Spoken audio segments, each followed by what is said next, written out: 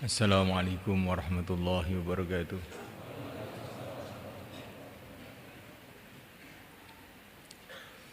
Innal hamdalillah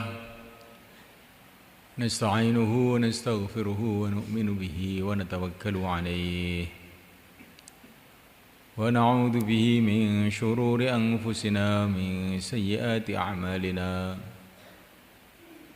من يهديه الله فلا مضل له ومن يضلل فلا هادي له أشهد أن لا إله إلا الله وحده لا شريك له وأشهد أن سيدنا ومولانا محمدا عبده ورسوله اللهم صل وسلم وبارك عليه وعلى آله وأصحابه والتابعين لهم إلى يوم القيامة أما بعد.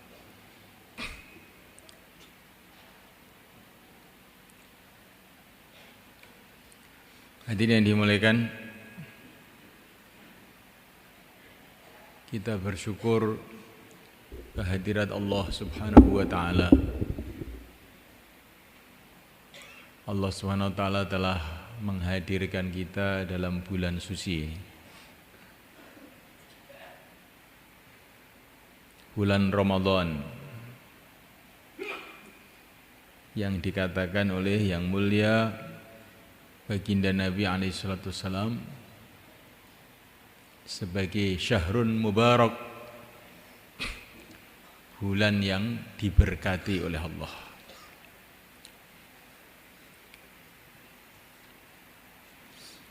Berkah itu apa? Berkah itu adalah kebaikan-kebaikan yang tidak disangka-sangka,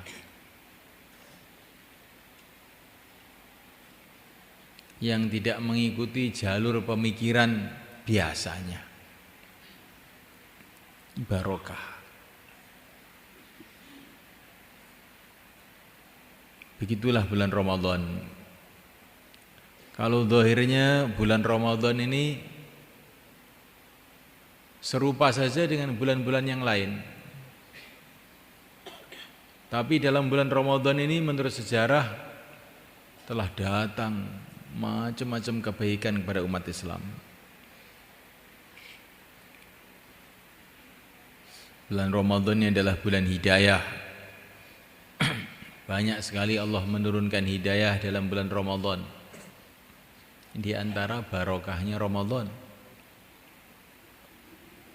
Fathu Makkah, penaklukan negeri Mekah, di mana orang-orang Mekah berbondong-bondong masuk Islam, yang akhirnya diikuti oleh seluruh orang Jazirah Arab, dan akhirnya tersebar agama kemana-mana seluruh dunia, terjadi pada bulan Ramadan. Perang Badar tahun 2 Hijrah, di mana Allah telah mendatangkan macam-macam pertolongan, sehingga akibatnya banyak sekali orang kafir yang berbondong-bondong masuk Islam, termasuk orang Madinah, terjadi pada bulan Ramadan juga.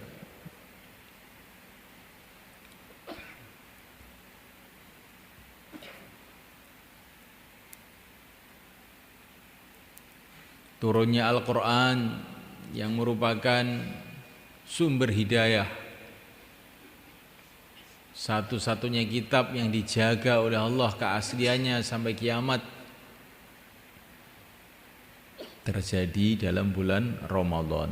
Syahrul Ramadan alladzi unzila fihi al-Quran.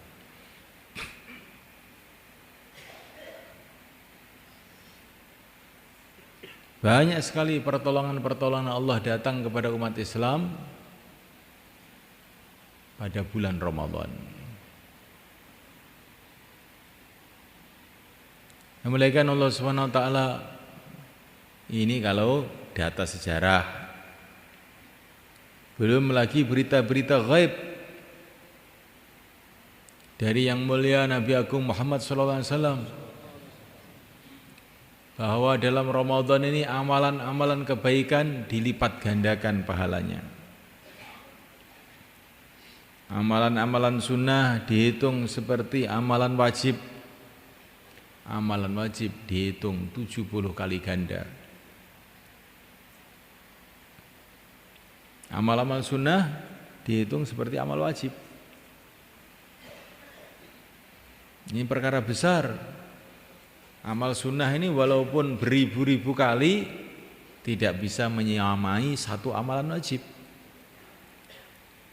Tapi dalam bulan Ramadan seluruh amal sunnah dihitung seperti amal wajib.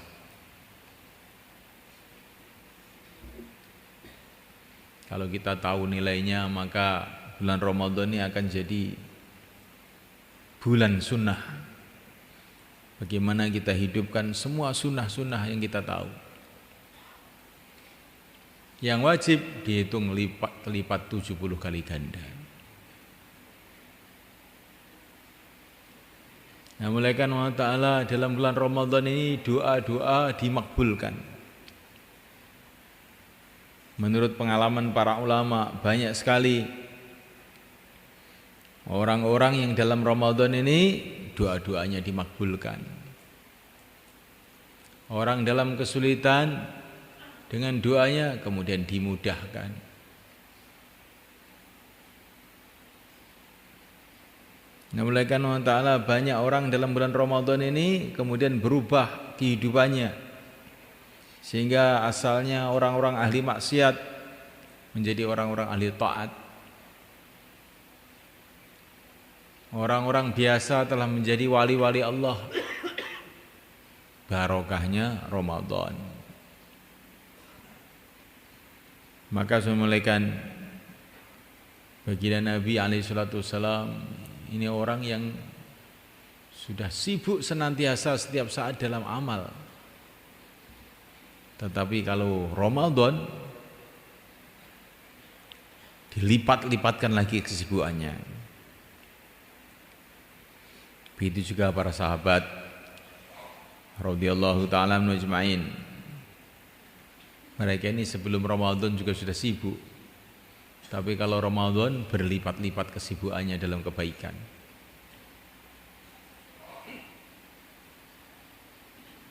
Masjid-masjid pada bulan Ramadan penuh dengan amalan-amalan. Lampu-lampu ditambah di masjid-masjid. Karena malam semalam suntuk itu tidak ada henti-hentinya orang beramal di masjid-masjid.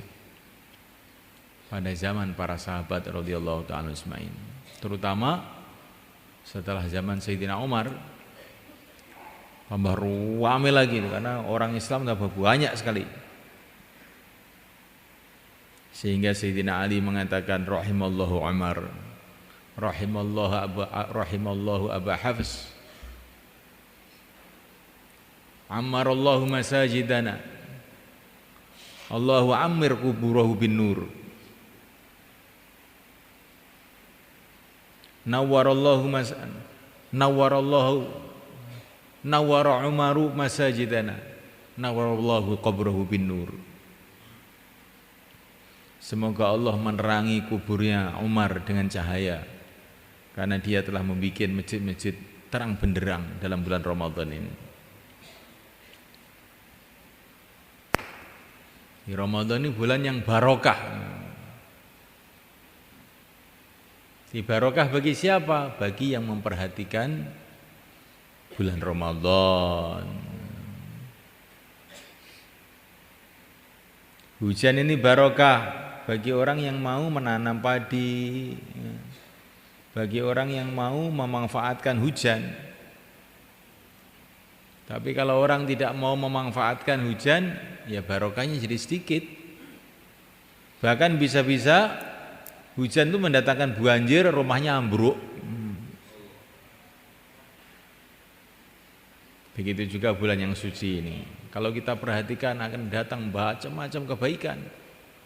Tapi kalau kita sepelekan, kita rendahkan, bisa-bisa bulan yang suci justru jadi malapetaka buat kita.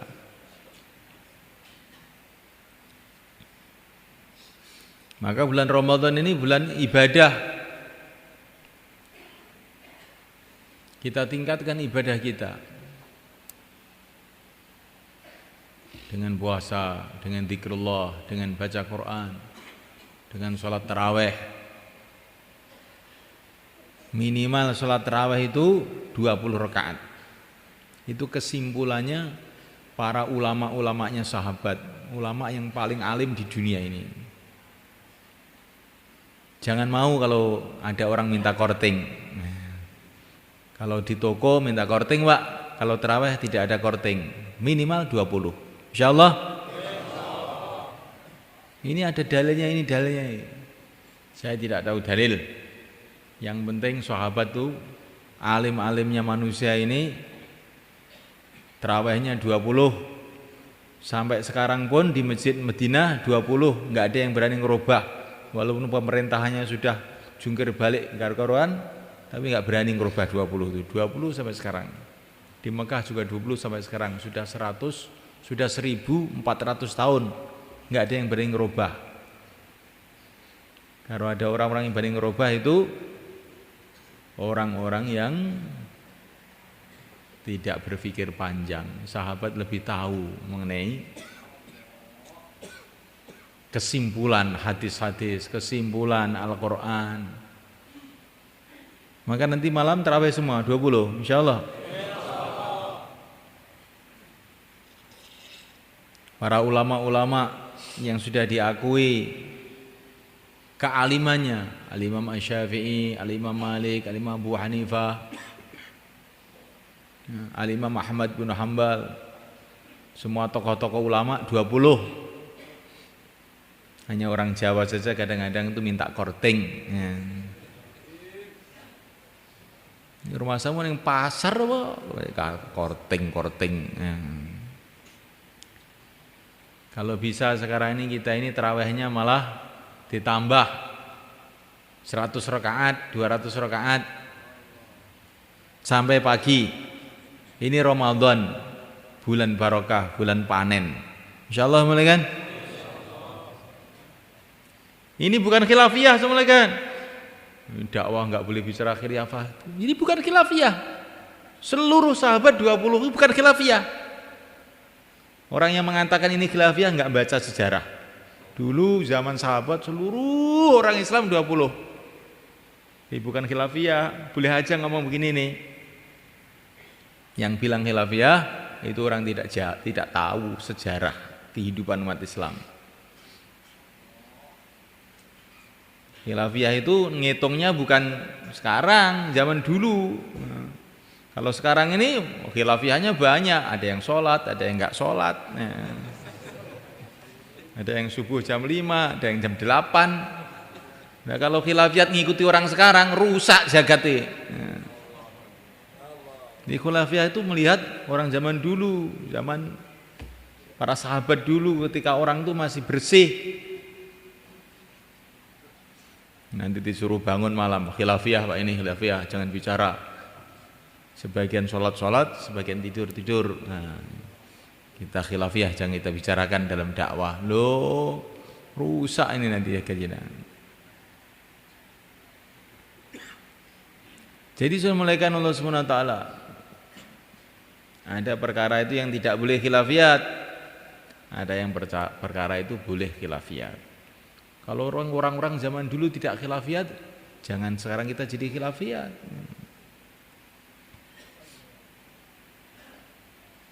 Ini sudah mufakat di Indonesia, kalau berjalan di jalan ambil kiri. Wah, ini masalah khilafiyat, wah ini kalau di tempat lain, negara lain itu kanan kok. Iya, kamu coba aja nanti kan tabrakan. Ini di Indonesia urusan jalan di kiri itu bukan khilafiyat. Jadi semulaikan Allah Subhanahu wa taala. Ini bulan mubarak, bulan yang diberkati. Tapi berkah itu adalah datang kalau kita ini betul-betul berpegang pada agama. Di dalam Al-Quran, dalam hadis Nabi diceritakan banyak benda-benda yang barokah. Ada bangunan yang barokah, namanya Ka'bah. Inna awwala baiti wudi'a lin-nas lalladzi bi Bakkata mubaraka wa hudan lil alamin. Ka'bah ini bangunan barokah. Bangunannya sederhana, kecil. Tidak ada hiasan-hiasannya, tidak ada lengkung-lengkungnya, tapi barokah. Orang seluruh dunia tanpa diundang gerudukan berbondong-bondong ke sana tiap tahun. Dari Indonesia saja 200.000 haji. Dan itu harus antri. Kalau daftar sekarang, maka nanti boleh berangkat 10 tahun yang akan datang. Di Indonesia itu belum umroh, yang umroh kira-kira 1 juta tiap tahun. Nggak ada orang biayai, ya. Nggak ada orang malah ditarik-tarik uang sama siapa-siapa. Tapi berangkat aja itu. Tahu-tahu sawah dijual, rumah dijual untuk pergi ke Mekah. Ini bagian dari barokahnya Ka'bah. Di sekitar Ka'bah itu tidak ada sumber-sumber ekonomi yang cukup. Air nggak ada, sedikit. Sawah nggak ada, ladang nggak ada, tapi berjuta-juta orang ke sana, minum semua, makan semua, mandi semua. Cukup. Ini namanya barokah. Di negeri kita ini, Masya Allah, hutan punya, lautan punya, tambang punya, sawah punya, apa-apa punya. Tapi malah hutang kemana-mana. Wanita-wanita kita pergi ke Hong Kong untuk memandikan babi di sana.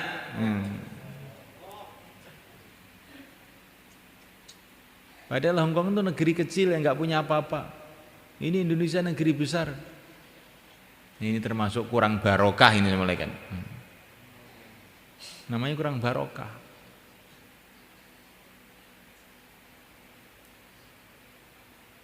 Jadi orang itu yang dipikirkan barokahnya bukan banyaknya benda yang dia lihat itu. Lah barokah itu sumbernya kalau kita ini berpegang dengan sungguh-sungguh agama Allah. Maka nanti perkara-perkara yang sederhana tahu-tahu mendatangkan kebaikan-kebaikan enggak ada habis-habisnya.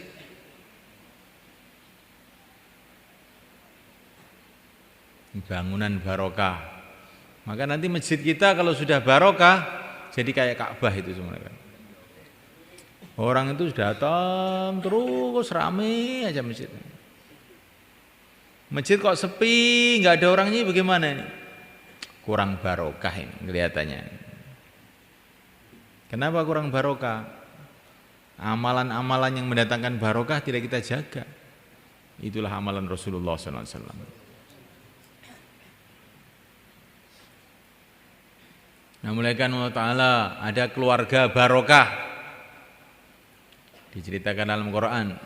Rahmatullahi wa barakatuh alaikum ahlal bait, yaitu rumahnya Nabi Ibrahim, keluarga Nabi Ibrahim, keluarga yang barokah. Nabi Ibrahim itu asalnya tinggal di Babil, di dekatnya Irak sana. Tapi beliau hijrah karena di sana berat sekali mengamalkan agama. Ini dzahibun ila rabbi sayyidin. Beliau hijrah. Untuk kepentingan agama, beliau tinggalkan ini rumahnya, negerinya yang subur makmur. Beliau pergi ke Syam, ke Masjidil Aqsa. Di sana beliau kawin dengan Siti Sarah. Diberkati oleh Allah SWT. Anaknya Sarah akhirnya melahirkan Nabi Ishak. Ishak akhirnya melahirkan Nabi Yakub. Nabi Yakub melahirkan Nabi Yusuf. Melahirkan seluruh nabi-nabi, kebanyakan nabi-nabi yang kita baca dalam Quran itu semua anak cucunya Sarah, istri Nabi Ibrahim alaihissalam yang ada di Palestina sana. Kuburannya sampai sekarang masih ada. Keluarga yang barokah. Kemudian beliau pergi ke Mekah. Di sana beliau meninggalkan istrinya yang kedua, Siti Sarah, Siti Hajar, barokah lagi. Menurunkan Nabi Ismail, menurunkan orang Arab, menurunkan yang mulia Nabi Agung Muhammad SAW. Nabi Agung Muhammad SAW menurunkan Siti Fatimah radhiyallahu ta'ala anha.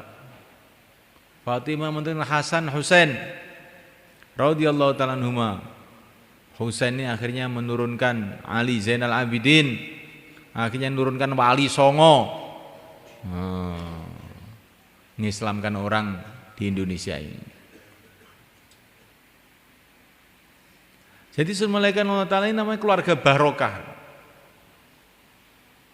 Menurunkan orang-orang soleh, menurunkan orang-orang takwa, pejuang-pejuang.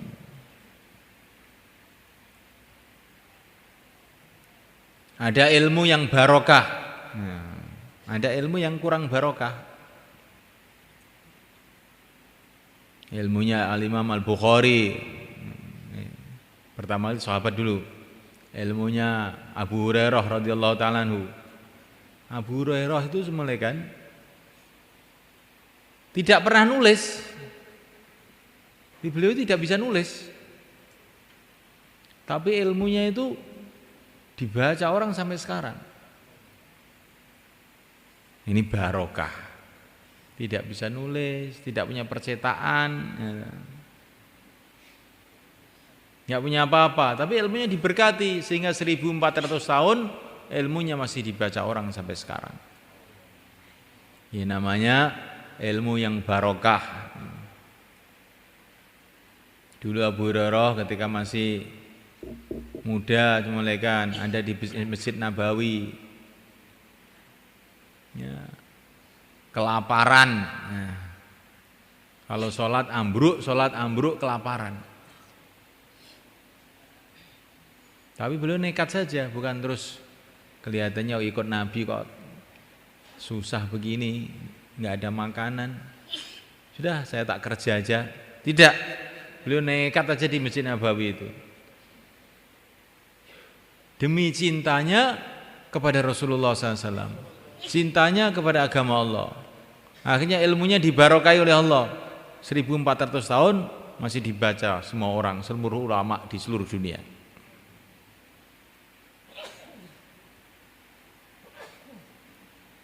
Sekarang turun Al-Imam Al-Bukhari, Al-Imam Muslim, Al-Imam Abu Dawud. Ini orang-orang biasa juga. Tapi Allah memberkati ilmunya sehingga akhirnya dipelajari di pesantren-pesantren, di madrasah-madrasah seluruh dunia. Al-Imam Asy-Syafi'i, Al-Imam Malik, Al-Imam Abu Hanifah.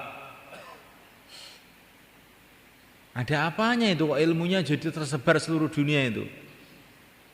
Beliau tidak punya kekuasaan, beliau tidak punya apa-apa, tidak ada uang untuk menyebarkan ilmunya. Tapi Allah Subhanahu wa taala memberkahi ilmunya. Karena apa ini? Karena takwa. Ta'alluqnya hatinya kepada Allah, berpegangnya dengan agama. Satu hari ketika masih kecil,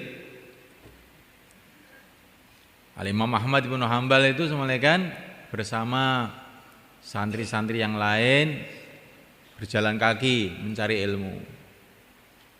Di tengah perjalanan ketemu sungai. Maka seneng teman-temannya langsung terjun ke sungai pada mandi. Nah, bajunya disepoti, nah, namanya anak-anak kecil. Nah. Tapi Muhammad mandi bajunya nggak disepot, sarungnya nggak disepot. Beliau teringat hadis Nabi, kalau kamu mandi sarungnya jangan disepot. Ini hadis ini ada di Tirmidzi. Ya teman-temannya itu seenaknya sendiri, beliau tidak seenaknya. Enggak disemprot sarungnya kalau mandi. Setelah itu malam hari beliau itu mimpi. Ada malaikat kasih tahu dia, Ahmad, karena kamu menjaga sunnah Nabi yang telah kamu pelajari, Allah akan mengangkat derajat kamu, memberkati ilmu kamu. Maka Imam Ahmad ini mungkin satu-satunya orang di dunia yang hafal 1.000.000 hadis sebenarnya. Gimana itu ngapal 1.000.000 hadis itu? Satu hadis saja kita lupa-lupa terus saja. Ini muridnya Imam Syafi'i ini. Jadi subhanallahi Allah subhanahu wa ta'ala, ini ilmu yang barokah.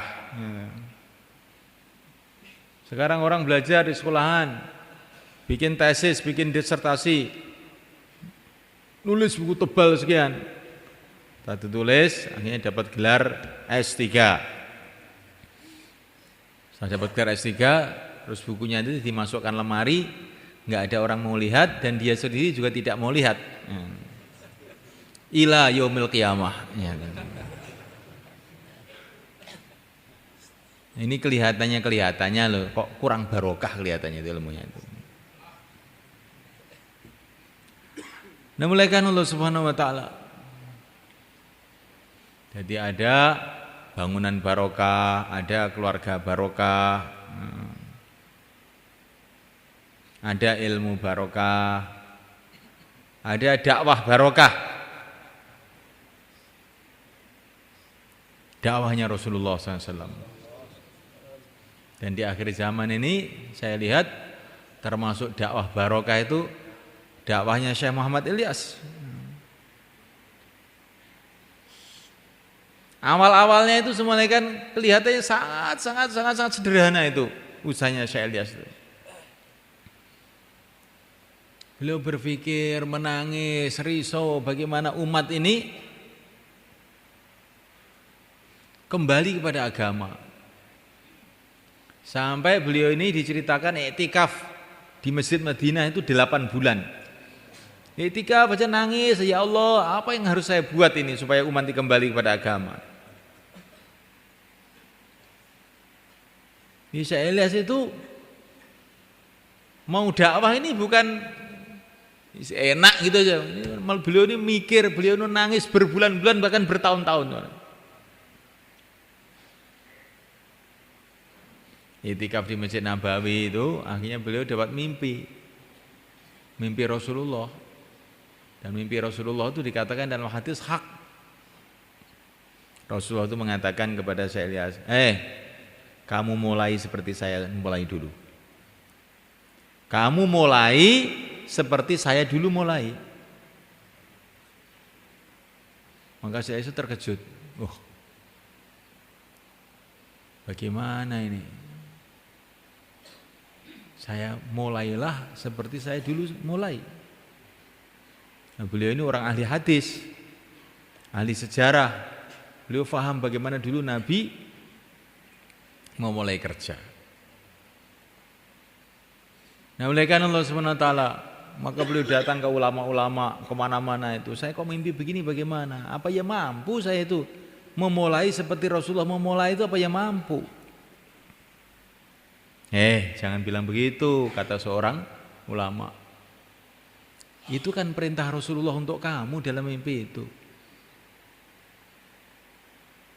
Kamu tuh diperintah menunjukkan Allah akan nolong kamu. Gitu aja. Husnudzon aja. Begitu ya? Iya. Langsung saya kasih semangat. Ini sudah yang nyuruh Rasulullah. Ya, bismillah.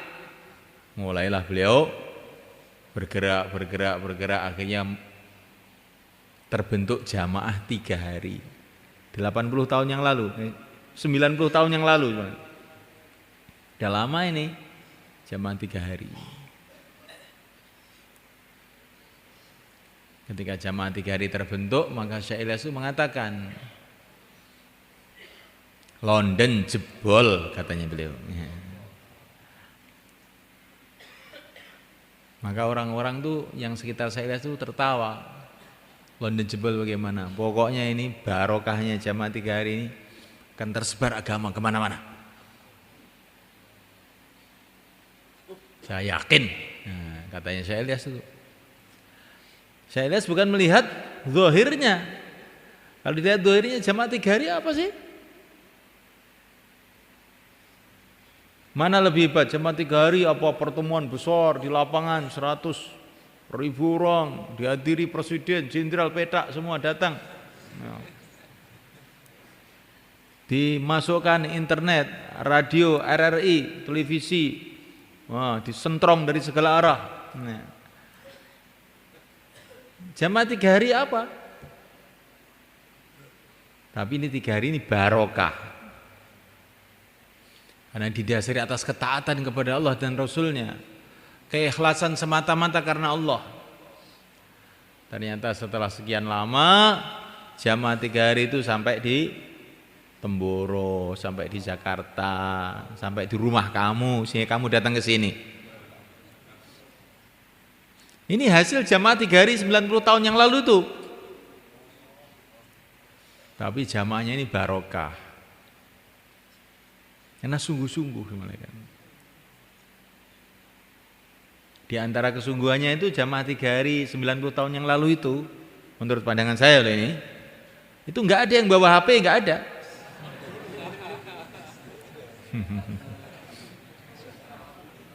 Enggak ada. Ya.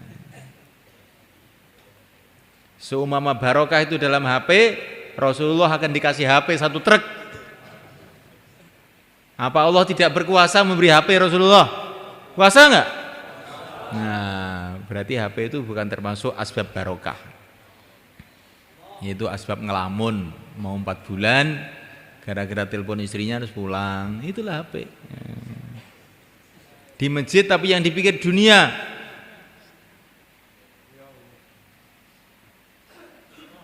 Kemarin waktu istimewa di Jakarta, ada satu ustadz. Selesai bayan, selesai sholat, ngisa itu, pegang HP, tak. Maka saya tegur, Ustaz, oh Ustaz kok pegang HP, itu apa? Saya bilang gitu. Maka Ustaz ini mengatakan, Pak Kiai, kalau dai itu habis sholat pegang HP. Nah, kalau ahli ibadah habis sholat pegang tasbih. Oh begitu ya? Iya. Kalau kamu bunyi sekali lagi tak dudul perut kamu, saya bilang gitu. Ayo bunyi lagi, saya bilang gitu. Oh, sudah ghaflah lalai kok pakai dalil juga. Jadi Assalamualaikum warahmatullahi wabarakatuh. Kita bukan hanya dakwah, tapi bagaimana dakwah yang barokah. Hatinya ta'alluq kepada Allah.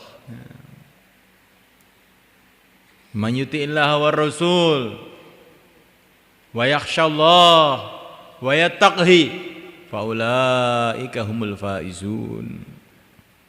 Barang siapa taat kepada Allah, zahirnya itu taat. Hatinya wa yakhshallah, hatinya dipenuhi dengan takut kepada Allah. Wa yattaqhi, takwa. Takwa itu maksudnya amal agama itu dengan sungguh-sungguh, dengan teliti, hati-hati. Bukan sak melaku nih, sak jalan-jalannya, bukan begitu. Itu bukan takwa.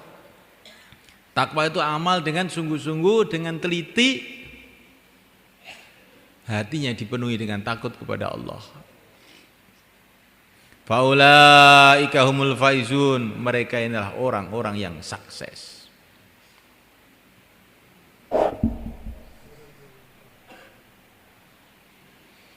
Kamu ingin sukses enggak? Ingin sukses? Ingin barokah?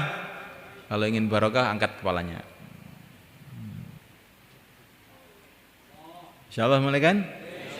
Jadi apa-apa itu yang dipikirkan barokah. Bikin rumah yang dipikirkan barokah, kawin yang dipikirkan barokah, dakwah yang dipikirkan barokah. Apa saja kerja-kerja kita pikirkan jangan bendanya, tapi barokahnya. Bagaimana supaya barokah? Kalau diri kita ini betul-betul takwa pada Allah, hatinya betul bergantung kepada Allah. Nggak ada yang bisa berbuat apa-apa selain Allah. Yang menentukan segala-galanya hanyalah Allah. Hatinya bergantung pada Allah, takut kepada Allah, cinta kepada Allah, zahirnya mengikuti tertib agama, nanti akhirnya jadi barokah. Jangan ada pertimbangan-pertimbangan lain selain taat kepada Allah. Kayak Nabi Ibrahim, asalnya ada di tanah yang subur, yang rame, pindah ke Mekah, kering kerontang, nggak ada orang, panas, dingin. Apa pertimbangannya? Satu saja, karena taat perintah Allah. Akhirnya barokah, yang tidak ada air tahu-tahu keluar air Zam-Zam, yang tadinya sepi tahu-tahu jadi ramai, seluruh dunia datang. Jadi barokah itu diantara sebabnya adalah kalau orang itu pertimbangannya itu hanya agama, bukan karena apa-apa.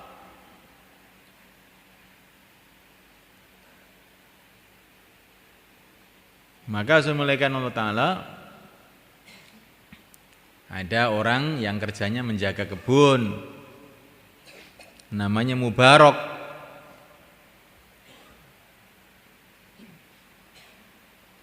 Maka pemilik kebun itu datang ke Mubarak. Mubarak, ambilkan delima yang manis Mubarak. Diambilkan, ternyata kecut. Diambilkan lagi, ternyata masam. Maka pemilik kebun itu marah-marah. Mubarak, kamu kan sudah kerja di kebun ini 8 tahun, masa nggak ngerti itu delima yang manis, delima yang tidak manis? Tuhan, saya ini kan tugasnya menjaga kebun, bukan untuk memakan kebun. Jadi bagaimana maksud kamu? Ya selama 8 tahun ini saya belum pernah makan delima di kebun ini. Betul, betul. Wah, ini orang ajaib ini. 8 tahun menjaga kebun delima, belum pernah makan delima. Mubarak, kamu jangan kerja di kebun ini sekarang. Kamu sekarang kerja di rumah saya aja untuk menerima tamu-tamu. Kamu ini termasuk makhluk langka ini. Perlu diawetkan. Malaikat Allah SWT. Satu hari Mubarak ini melihat tuannya ini kelihatannya itu resah, susah. Maka ditanya sama Mubarak, ada apa tuan? Kelihatannya kok bingung. Ini loh anak saya ini sudah gede, banyak yang melamar, orang-orang kaya, pejabat-pejabat di negeri ini. Banyak yang lamar anak saya, tapi saya nggak ada yang mantep, gimana? Gitu saja kok bingung tuan, kata Mubarak. Nah, terus gimana? Kalau ikut orang Nasrani, itu kalau cari mantu, cari yang kaya. Cari yang ganteng. Kalau orang Nasrani suka yang indah-indah, cari yang ganteng kalau cari mantu. Kalau ikut orang Yahudi, Yahudi itu senang dengan duit. Kalau cari mantu, yang duitnya banyak. Kalau ikut Rasulullah, cari mantu yang agamanya baik. Terserah kamu ikut mana. Kalau ikut orang sekarang, yang ganteng dan duitnya banyak. Ini tambahan saya ini.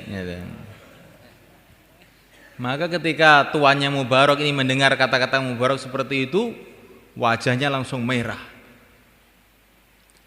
Ya ikut Rasulullah toh, kok ikut Yahudi Nasrani, bagaimana kamu ini? Nah iya, nggak usah bingung kalau begitu. Sudah ketemu jodohnya kalau begitu. Siapa? Kamu aja. Nah, akhirnya kamu aja. Tapi ini jangan dicoba lah ya. Nanti kamu nasihati orang-orang. Nah, ikut Yahudi, Nasrani, ikut Rasulullah. Nah, kalau ikut Rasulullah, ambil saya menantu.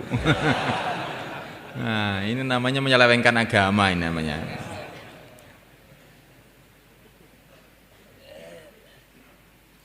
Akhirnya diambillah Mubarak jadi mantunya.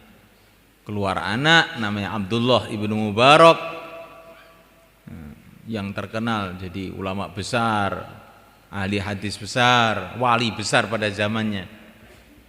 Nggak ada kitab manapun yang nggak ada cerita Abdullah Mubarak, nggak ada, terutama kitab-kitab hadis.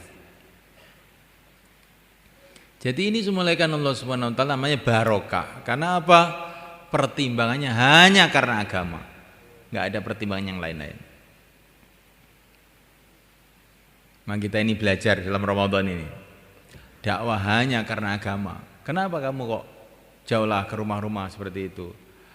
Hanya karena agama. Rasulullah dulu juga begitu, saya ikut saja. Itu dakwah model seperti itu sudah tidak zamannya, nggak apa-apa. Nggak zamannya kalau barokah lebih baik dari zamannya, tapi tidak barokah. Pokoknya saya ikut Rasulullah, datang ke rumah-rumah, ngajak orang kepada la ilaha illallah.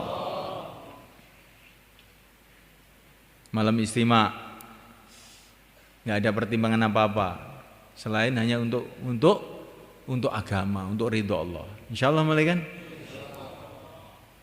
Kalau untuk Allah, untuk ridho Allah itu kita harus gembira. Jangan tergesa-gesa, taklim akhir pulang. Insya Allah mencari ridho Allah kok tergesa-gesa, gimana kamu?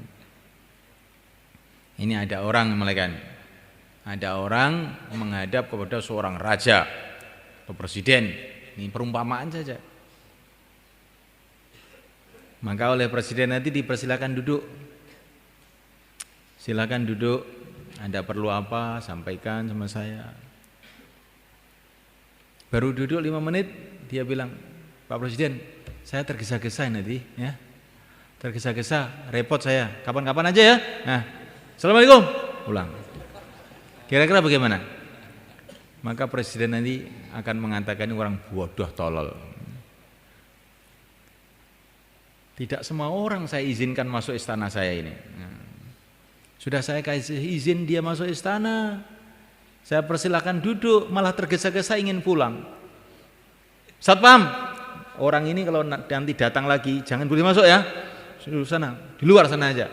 Ini orang nggak punya adab, bodoh, tolol, dungu. Nah, ini kepada manusia semuanya kan. Sekarang kita ini di masjid ini di Baitullah. Ya, setiap malam ada iklan di langit, hal min sa'ilin fa'u'tiyah. Siapakah yang mau minta akan saya kasih. Ini Allah SWT menyuruh para malaikat untuk masih iklan. Siapa yang mau minta akan saya kasih. Kemudian kita, saya tergesa-gesa ini, saya mau pulang. Ini namanya orang bodoh apa tolol sebenarnya kan? Nah, maka ini itu kalau hari-hari biasa. Kalau hari Ramadan lebih lagi, pintu-pintu langit dibuka. Amal-amal kebaikan akan dinilai berlipat ganda, doa-doa kita akan makbul. Kok tergesa-gesa pulang, ini namanya tidak baik. Insyaallah malaikat. Nah, malaikat Allah Subhanahu wa taala. Masya Allah, ini Ramadan. Enggak terasa, tahu-tahu sudah beberapa hari. Nanti tidak terasa, tahu-tahu sudah hampir habis. Tahu-tahu sudah hari raya, enggak terasa. Begitulah kehidupan ini malaikat. Ngerti-ngerti sudah 40 tahun, ngerti sudah 50 tahun, ngerti sudah 60. Ngerti-ngerti sudah dekat kuburan. Kalau kita ini tidak ambil satu ketegasan bahwa hidup sekali ini, cepat-cepat kita beramal, nanti kita apa tidak menyesal di akhirat malaikat. Pasti kita akan menyesal malaikat. Bukan hanya itu saja malaikat, amal kebaikan ini bukan barokahnya di akhirat saja, tapi juga di dunia juga. Jadi amal agama itu bukan hanya untuk kebaikan akhirat, dunia juga. Sempurnanya hasilnya nanti di akhirat. Karena Allah itu adalah Tuhannya dunia, Tuhannya akhirat. Pemilik dunia, pemilik akhirat. Penguasa dunia, penguasa akhirat. Kalau kita mengamalkan agama Allah, taat kepada Allah dengan sungguh-sungguh, maka kebaikan itu akan datang kepada kita dunia dan akhirat. Kebaikan dunia itu bagaimana? Kebaikan dunia itu bukan kalau duitnya banyak. Kalau duitnya banyak, korun juga banyak. Kebaikan dunia bukan kalau jadi pejabat. Fir'aun juga jadi pejabat, Joshua jadi pejabat. Padahal mereka itu orang-orang intip neraka semua.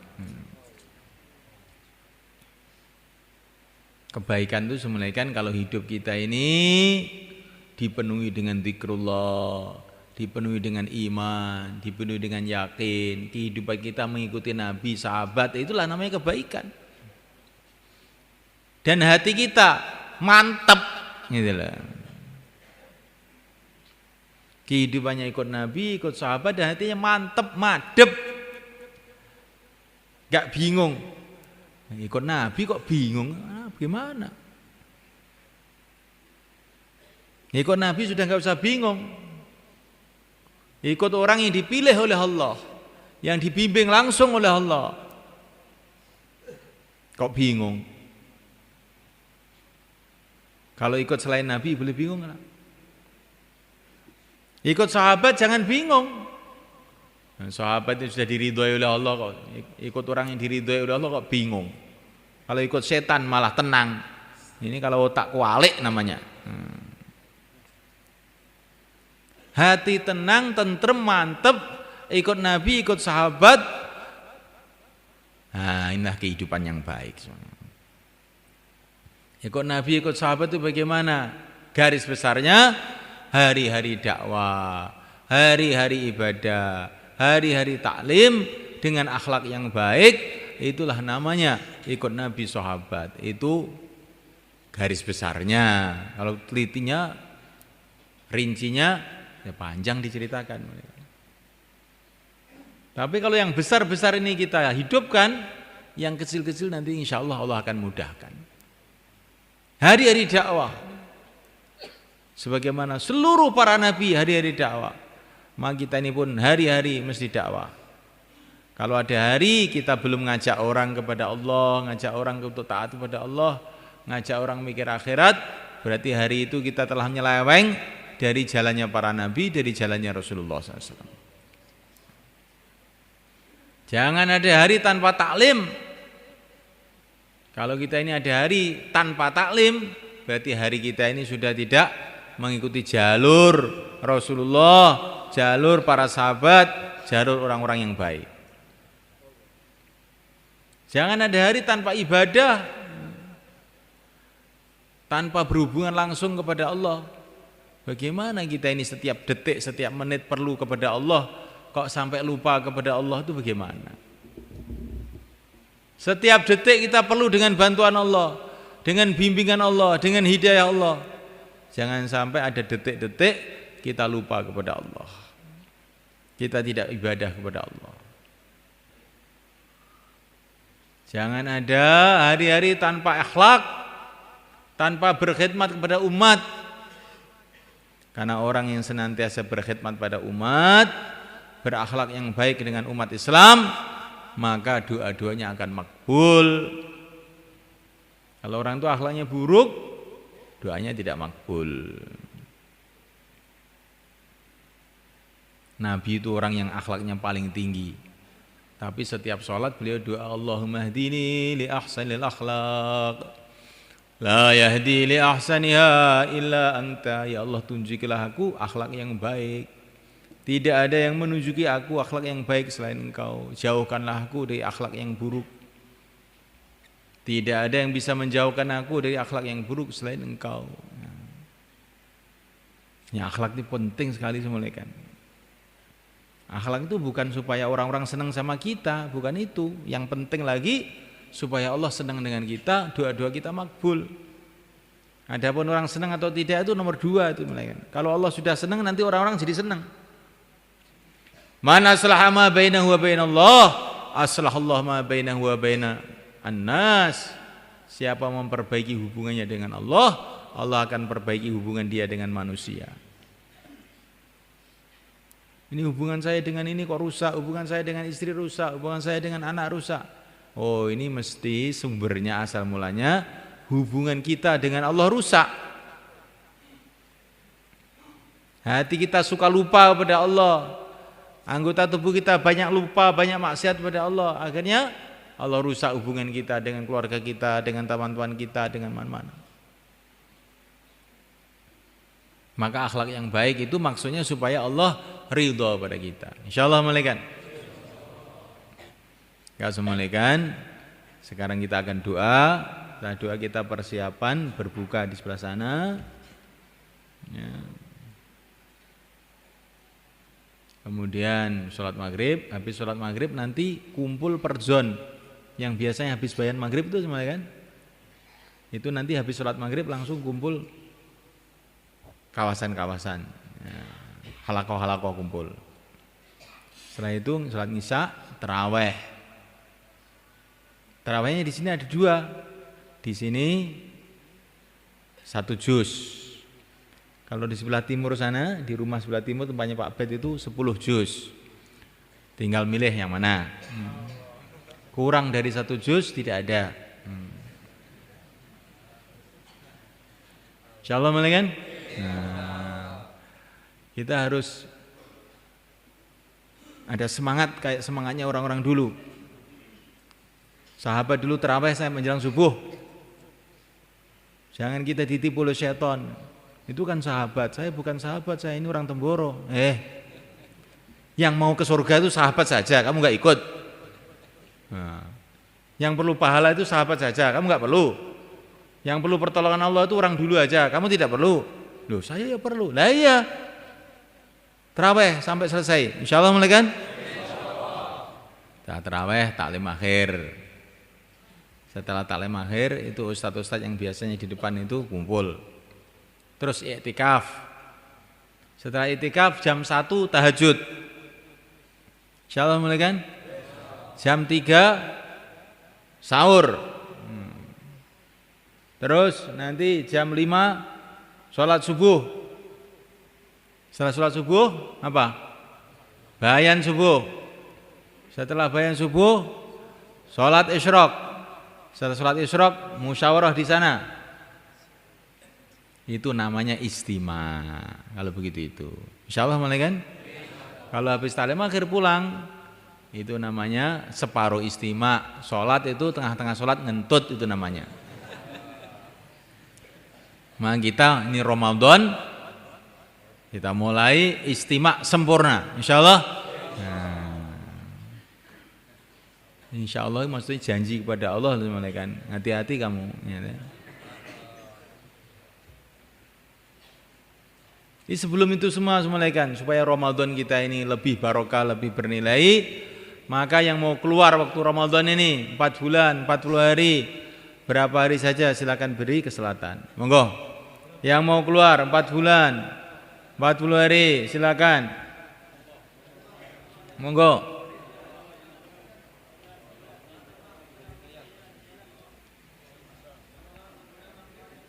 Biar Ramadan kita bulan barokah. Nah, kita perhatikan Ramadan kita dengan keluar jalan Allah ini yang terbaik paling mudah.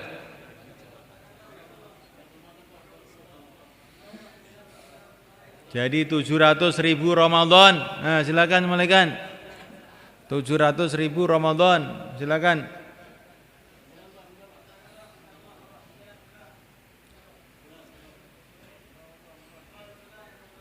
Inilah cara supaya hidup kita barokah malaikat. Enggak usah takut. Kita belajar taat kepada Allah, ikut sunnah Nabi, maka hidup kita jadi barokah. Ekonomi kita jadi barokah. Keluarga kita jadi barokah, anak-anak kita jadi barokah. Anak tidak cukup dipesantrenkan. Di pesantren kan kalau nggak diberkati oleh Allah nanti nakal juga.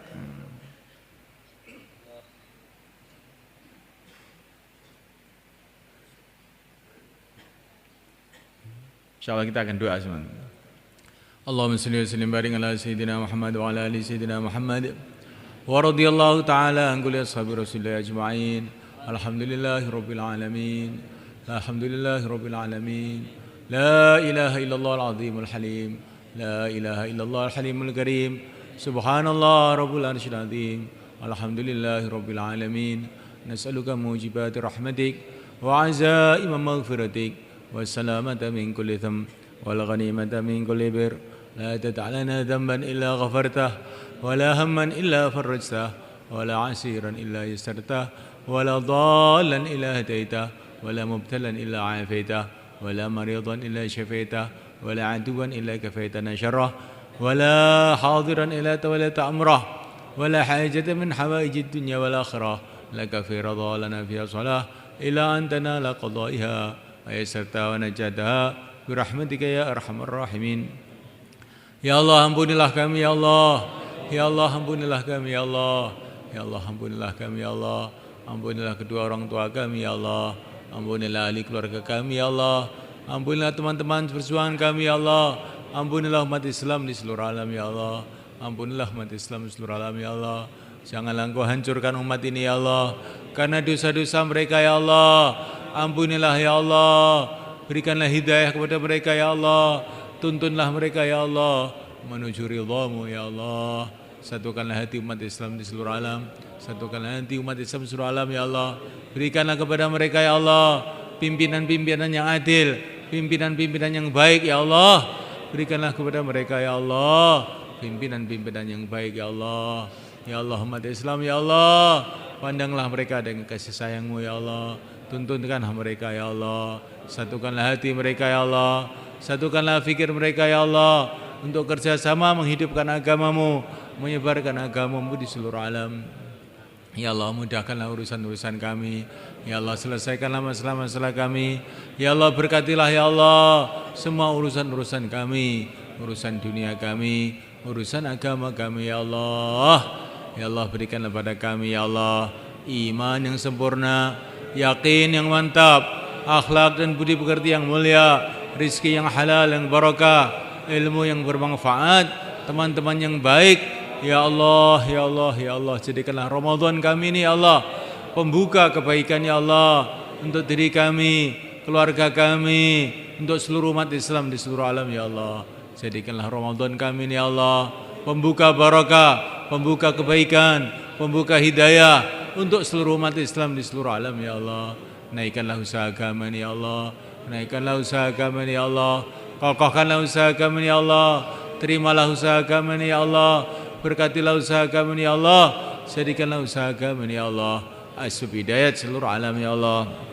Ya Allah berikanlah pada kami, ahli keluarga kami, santri-santri kami, teman-teman perjuangan kami, umat Islam seluruh alam, kesabaran, ketabahan, keikhlasan, istiqamah dan kemudahan dalam ridha-Mu, dalam agama-Mu, dalam menyebarkan agama-Mu di seluruh alam ya Allah. Ya Allah, ya Allah, ya Allah, turunkan hidayah di seluruh alam, mudahkanlah hidayah di seluruh alam ya Allah. Ya Allah usaha-usaha yang ingin menghancurkan umat ini ya Allah, hancurkan usaha-usaha itu ya Allah. Hancurkan usaha-usaha ya Allah yang ingin menghancurkan umat ini ya Allah, yang ingin menghancurkan masjid-masjid-Mu ya Allah, ingin menghancurkan agama-Mu ya Allah. Hancurkan usaha-usaha kufar, usaha-usaha munafiqin, usaha-usaha mulhidin, usaha-usaha ahlul batil yang ingin merusakkan umat ini ya Allah. Ya Allah tolonglah umat Islam ya Allah. Tolonglah umat Islam ya Allah. Tolonglah umat Islam ya Allah.